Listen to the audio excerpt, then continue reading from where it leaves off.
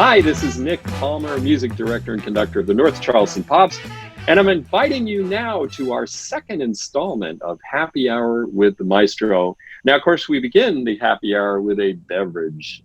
Now, this is great because this cup looks like a virtual cup, but you will see it come into focus. There we go. Now, this is, of course, the famous rainbow cup from the North Charleston Pops, which you can buy anytime at a concert. And today's beverage is not an alcoholic beverage because we have non-alcoholic and alcoholic beverages, different beverages every time. So today, what the beverage is, for me anyway, is this wonderful new blend of coffee. And this is from Spoke Works Coffee, and it's called Gear Grinder Blend. We'll find out a little bit more about it. It's from Coastal Coffee Roasters in Somerville, and they've got a great slogan, and it's "Life is too short to drink bad coffee." And that would definitely be one of my slogans. I don't know if some of you may know this, but I am an amateur coffee roaster. And if I don't get a good coffee in the morning, good cup of coffee in the morning, things are not going to happen the way they're supposed to happen. Actually, we're going to be giving away one of these lovely Pops cups, and I'm not even turning it the right way. There we go. Which you've seen if you've come to our concerts. If you can guess the name of our theme song, okay, that you've heard, and we'll play it again now. We're only going to play about 8 seconds of it. If you can guess what the name of that song is, let us know, and we will send you one of our signature psychedelic coffee mugs.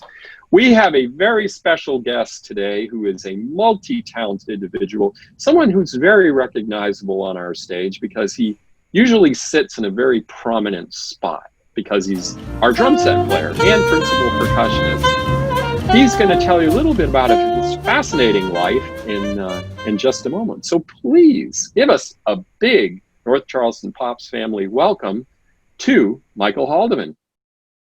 How's it going? Hey, Maestro, how are you? I am just great, and we're going to have some fun today, and we're meeting a very interesting person right now. And I think our audience already knows who you are, but they don't know all the fascinating things that you do in your life besides playing the drums. But let's start with, you have a beverage as well, a different beverage from mine. What is yours? I do. Mine is an alcoholic beverage because it's later in the afternoon. This is, yes, of course. This is Edmund's Oast, Bound by Time, one of my favorite breweries and restaurants here in the area. In fact, we also sell that at the shop. We'll talk about that in a little bit too. Great. Yes. Yeah, one of my favorite places to eat. We try to go there for our special occasions, particularly my birthday, because it's my favorite place to eat. And what Jessica does for her work, she knows the owner too. And so we're kind of connected there in a way. And, because it's local, we like to support them too. So it's a good beer. They're absolutely terrific. I actually went there for a birthday recently myself. I was there. Yeah, you were. And it was really, really fun. And I was there the other day with a friend, social distancing and enjoying some lovely beverages. And it's just such a great place. And they have such a wonderful array of beers that they make there, and that you can now get in, several grocery stores around town. But they are really, really, really good. Yeah. So tell us a little bit about the thing we know most about you, and that's playing drums. How did it start? And give us a little thumbnail sketch of your history as a percussionist and drummer. Sure. Well, I started studying music when I was really young. My mom is a pianist and organist, and she's been playing since she was very little, taking lessons. And in fact, when I was even in elementary and middle school, she was giving lessons out of our house. So I was fortunate enough to have a teacher in the house so I could, take lessons and start. So I started studying piano, and I'm originally from Pennsylvania. So in Pennsylvania, you typically in the public schools start studying a musical instrument in 4th grade, not 6th grade. So I decided you have to do testing to find out which instrument you'd be best at. And I really wanted to play the drums for some reason. And although my parents, I don't think were super stoked about it, were always very, accommodating to trying things. And so I started playing drums. You start playing just concert snare drum in fourth grade, and then by sixth grade, they bought me my first drum set. And it just kind of stuck. The one thing I wish that my mom would have kind of pushed more was she should have made a deal that, if you're going to study percussion, you keep up with the piano playing and do both. And I kind of wiggled out the piano stuff. I think, just at some point, I guess it doesn't become cool to take lessons from your mom. I don't know. But I agree. Yeah, we had that with our kids too. And my wife was trying to help with Suzuki strings, and that was just a fight, Well, funny thing about piano though, and a lot of people don't know this, but you kind of have to have a knowledge of the piano to be able to play percussion, especially when you're talking about mallet instruments like the one behind you, which has the same basic setup as a piano keyboard. Well, that's exactly what I was going to say is, if I would have kept up with that, I think my studies as an orchestral percussionist probably, at the very beginning wouldn't have been quite as much of a challenge, because, it's pretty common to think that drummers tend to just play snare drum and drum set. And that was pretty true when I first started playing, but then towards the end of high school, which I think is too late, in my opinion, I was starting to study a little bit of mallet percussion, but not until I was an undergraduate in college did I really start to play things like the xylophone and vibraphone and marimba. And I think studying piano and being able to sight read pitches as they change up and down the staff, that would have benefited me in mallet percussion playing early on. Certainly studied enough to kind of overcome it, but that's where the benefit. You know what they say about conductors? We couldn't make it as drummers. They took one stick away, and all we could do is so that's what we do. But it's different in your world, because you play with a lot of different groups, and if you're a principal percussionist and you're playing standard percussion instruments, that's a whole lot different from playing the drum set. Can you tell us a little bit about the differences between those things? Well, so as a percussionist in the percussion section, you need to be able to play, a family of instruments: concert snare drum, bass drum. You go to keyboard percussion, crash cymbals, triangle, all of the different types of instruments you'd find in the percussion section. We do have a separate timpanist, and that's kind of a specialty in and of itself. But that's what makes it fun, I think. I don't mean any harm against all my colleagues who play one instrument, because it's not easy by any means. But I think just, I think my personality, I don't like to just do one thing. I like to have a lot of interest in a lot of things that are going on. And so for me, percussion is that. And that's the same way when you program music that requires a drum set player where you're not bringing a band in.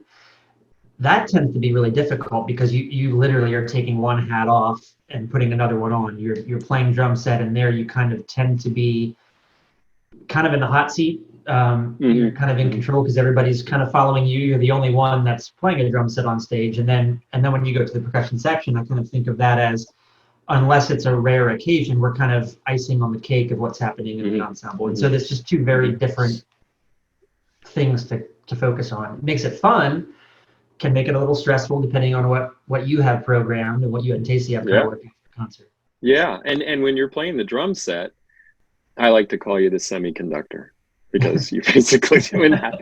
And sometimes we put you in a cage. Right.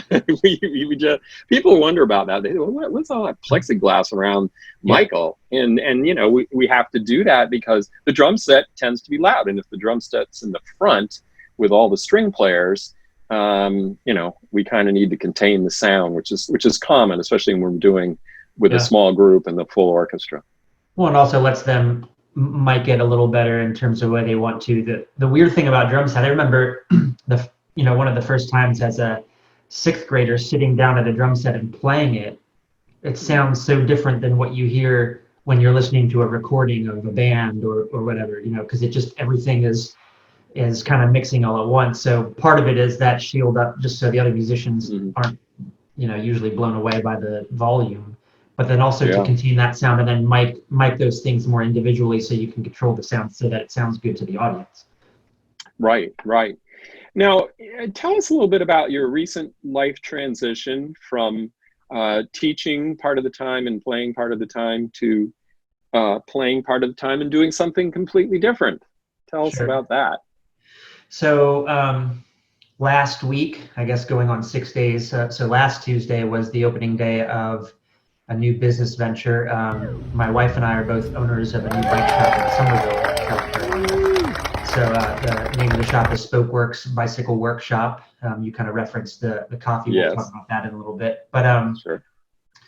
we opened this past Tuesday. It's been about a year in the making. I started writing my business plan very early August of last year.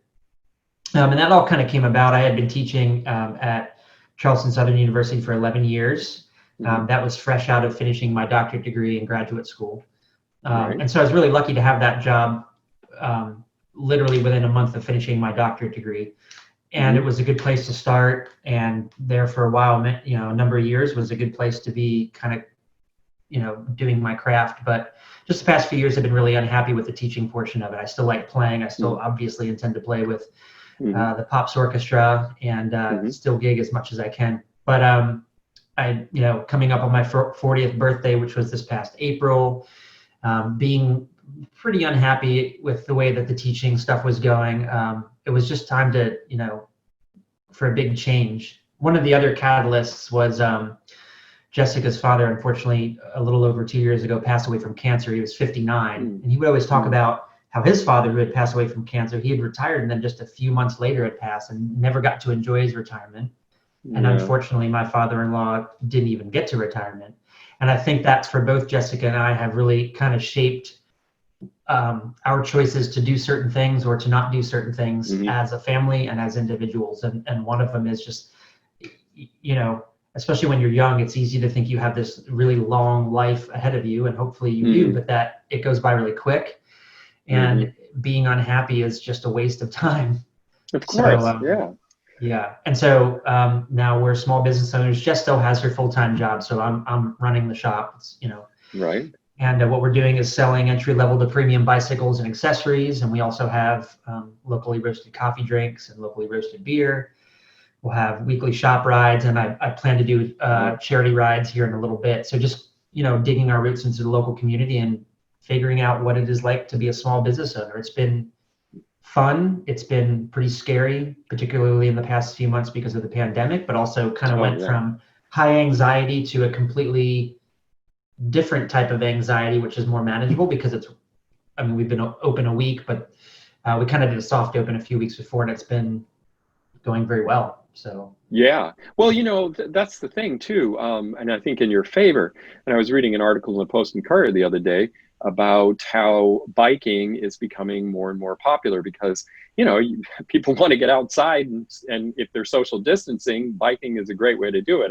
I myself ride my bike every day, and it's a blast. And I will say, by the way, your shop is beautiful. I mean, it's just elegantly designed, and the fact that you have the coffee and the beer.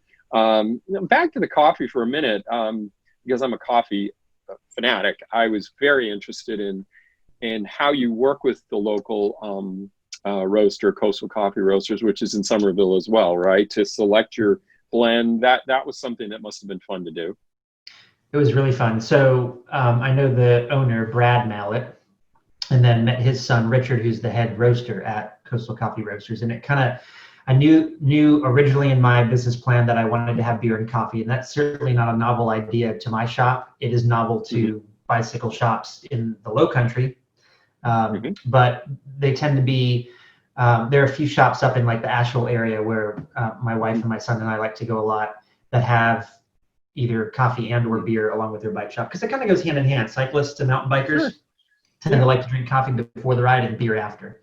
And it just kind of made sense to put them all together. But then also just, one of the big pillars of what Jess and I wanted to do, my wife's name is Jessica, by the way, for those who are watching, was to have, partner with local businesses. Just really important. Being a small business owner, to support small businesses. And we've kind of done that just as non-small business owners before. But so it was really nice to partner with them. And when I talked to Richard, I got to describe like kind of the taste that I wanted to be in the coffee and that we're going to use in the coffee drinks. And then he sent us like 12 different samples that we got to sample throughout, a week and a half or two, and then make notes and pick one. And then it became, I had to come up with the name, and It's fun. It's really fun. It's been really, really well received too. So we use those in our espresso machine to make all of our drinks, and then you can buy that in the shop, the 8-ounce and the 12-ounce bags. It's really good. I've been drinking it the last few days ever since I Good. bought it. Good. It's really, really nice. Yeah. So your wife Jessica is also involved in the business, and she has a somewhat of a business background as well, doesn't she? She has her master's in business. That's right. Right. Yeah, Right. and she also works for a wine and beer distributor. It's a locally owned. They do small wineries and craft beer. That's kind of their niche. Mm-hmm. Right. She's the chief operating officer, marketing and purchasing. Right. She's been doing that for about 11 years. Yeah. So it's really nice because she has a lot more experience in the business world than I do. So when I would, in writing my business plan or figuring things out, it was nice just to bounce ideas off of her, another set of eyes to kind of be able to make sure that I wasn't doing anything, making any mistakes or whatnot. And then she's been heading up a lot of like the relationship we have with the Somerville Chamber of Commerce, particularly. We had a ribbon cutting on this past Friday. So heading that up and developing that relationship. And she'll do some more of that, just kind of developing relationships with the local area. Sounds good. And Jess is not the only member of your family. Tell us about the other member of your family. Yeah, the CEO of yeah, right. So the CEO. Yeah, we have a 4-year-old son. His name is Ethan. Yeah, so he's crazy. If he's not asleep, he's full throttle all the time. Yeah, right. He thinks it's really cool. It's one of, again, there are many reasons why I wanted to become a small business owner. I always thought it would be cool to be a small business owner. I like not having a boss. That's kind of fun. I like being able to lead. The more that I'm in those situations, I realize that I'm better left to figure things out by myself and kind of take charge. I think that's my personality. Mm-hmm. But the other thing is, Jess and I want Ethan to see mom and dad creating something. And I think it's valuable to him, no matter what he does. I mean, he just thinks it's cool to come into the bike shop and he loves seeing everything. But, he's going to grow up seeing mom and dad own a small business and helping people, being involved locally in things like charity rides and whatnot. And I think that's just really valuable. That could affect him in what he does for a living or just in general, just, becoming, his own individual.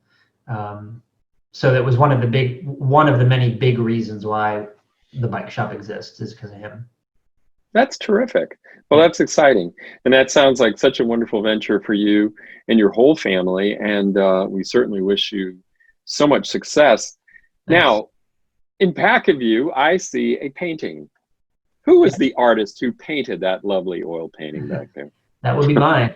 Yeah. Oh my gosh, that's impressive. You do a lot of things, Michael. That's pretty amazing. Yeah, I started oil painting. I mean, I haven't been able to do much of it lately just because I've been so busy. That's been sitting there for quite some time waiting for me to make a frame for it because I make a lot of the frames for my paintings. But my grandfather, my mom's dad, he passed away when I was an undergraduate. So this would have been in 2002 or 3, I believe. But I was really close to him. He was a really kind person and just loved kids. And he was really, really smart. We always kind of joke around. He would do crossword puzzles every day. And he would always do like the New York Times, the USA Today. There were at least 3 that he would do every day. He would never look up the answers. He was just that kind of like really intelligent person.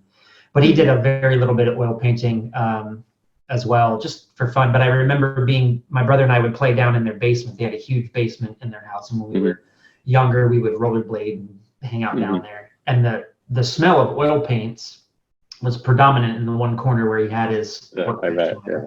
And this was like probably going on easily 3 years ago now, but I was at the arts and craftsman shop downtown, just popped in there for, whatever. And immediately smelled that smell, and it kind of like put me back in that place. I thought, you know what, I want to try to oil paint. So I bought some stuff and just picked it up.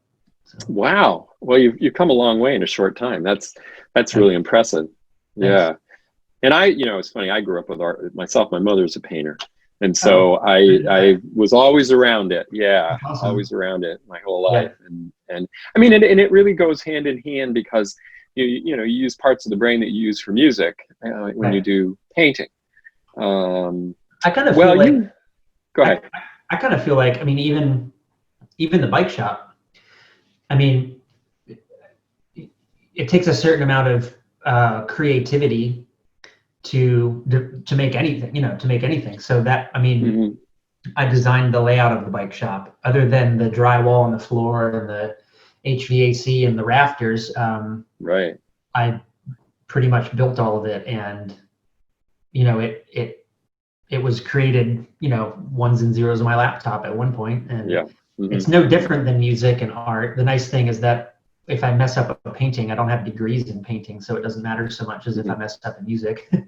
But but yeah, there's a create. I think that's part of it too. Is even being a small business owner, there's a large aspect of it of just being creative, and I think it feeds that need for me as well as music. Because right now there's not a lot of music making with our friends because of what's going on, and kind of fills that void. But I still need that, even though I'm not teaching. I'm not giving that up by any means.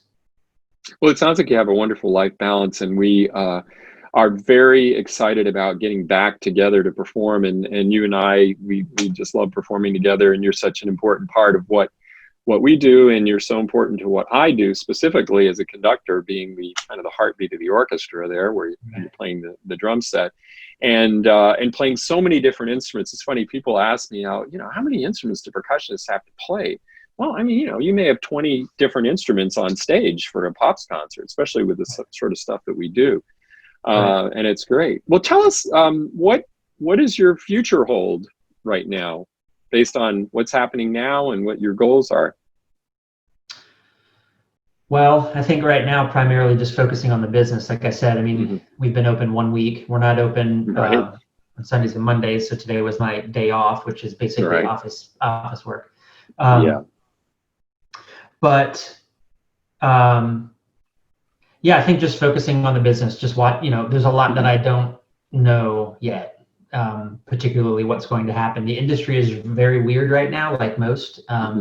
Bike shops are considered essential, which is great because people go back and forth to work with them. And like you said, people are getting outside more. But what that means is that the demand has been way up and the supply is trying to catch up. And so the industry, we're having a hard time getting a lot of things. Something as simple as getting tubes is really difficult right now.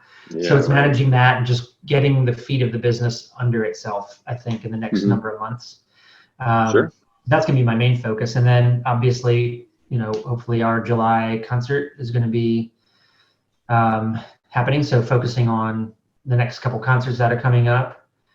I mean, that's pretty much my life at this point. And then obviously being a husband and dad, trying to figure out, it's one of the reasons like the bike shop is not open on Sundays and Mondays for a reason, because I want to spend time with my family. I knew that going into it. I wasn't going to be open 7 days a week. Those are, kind of traditional bike shop hours anyway. And it just, for me, I'm not willing to do that and not be a good dad and a good husband. So there's, you said about life balance. Yeah, it's tricky at the moment. I'm not always perfect at it, but I mean, I think we all kind of go through that at some point and try to figure it out and just do the best we can. So that's what I see the future as for the next little bit anyway. Yeah.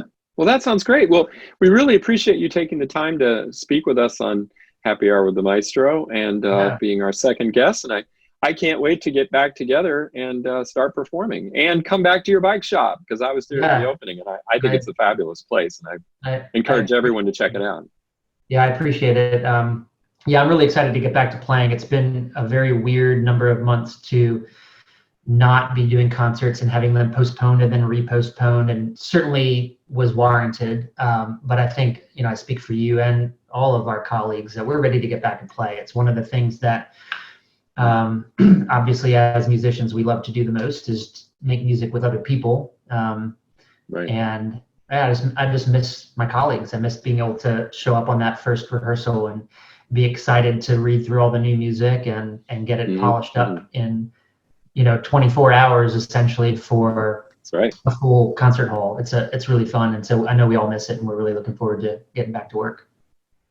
Well, we all are, and that's one of the reasons why my virtual background is the North Charleston Performing Arts Center, Yeah. because we keep thinking, when are we going to get back? And the nice thing about our staff at the PAC, I mean, we have some amazing professionals, not just the musical people we have, obviously, but the technical staff there is so on top of things, and it's such a well-run facility that we will make absolutely certain when we start back, hopefully in July, which would be very early for an orchestra to start back, Yeah. that we can trust that our patrons will be completely safe, because we have such a wonderful facility, and they're going to make sure that when the doors are open, it will be a safe place for people to come. Yeah, I agree. I mean, when we do our concerts and rehearsals and whatnot, the people that are, I mean, the technicians and whatnot that make us look good and sound good are phenomenal to work with. Yeah. I mean, the best that I've ever dealt with in the many years of gigging. But then I know also the people that are in charge of the house.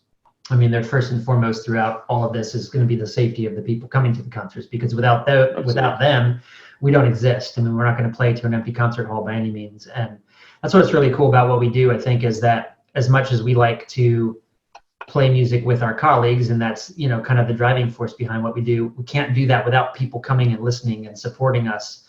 And so they're going to make sure, and we're going to make sure that they're absolutely as safe as possible, because they're the most important part of everything that we're doing. Without them, we have nobody to play for. We don't have an audience. Yeah.